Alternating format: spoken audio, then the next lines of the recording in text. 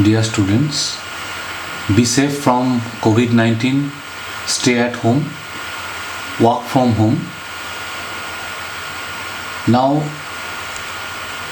let me introduce the next lecture,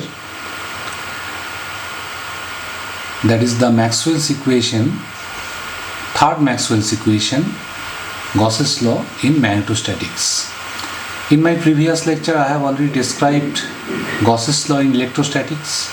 Distribution of charges, due to distribution of charges, electric field has been developed, and due to development of electric field, electric flux has developed, and due to flux of electric field,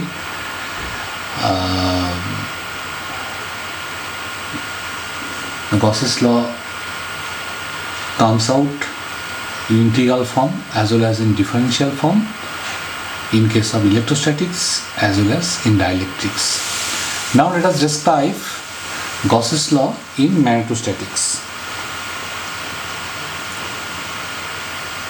The Gauss's law in magnetostatics states that there are no magnetic flux sources and magnetic flux lines always close upon themselves. Mathematically, it can be expressed as surface integral B dot ds equals to 0. This is the integral form of second Maxwell's equation that comes from Gauss's law in magnetostatics.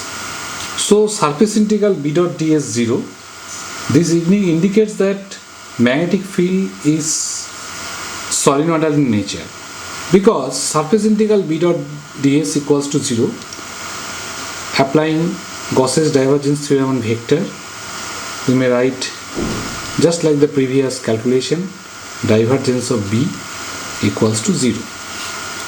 So magnetic field is solenoidal in nature. It has no sources or sink. The total magnetic flux through a closed surface is equal to 0. If we consider, what does it mean by this statement? If we consider circuitry where the net flux, so B dot ds means flux of magnetic field entering into the surface equal to the net flux leaving from the surface.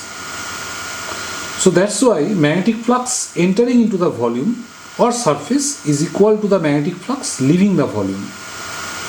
So this indicates that if it is plus q charge, that should be minus q charge. So single pole of magnetic monopole or magnetic monopole doesn't exist. It always exists in dipole. Suppose one charge is plus q and another charge should be minus q.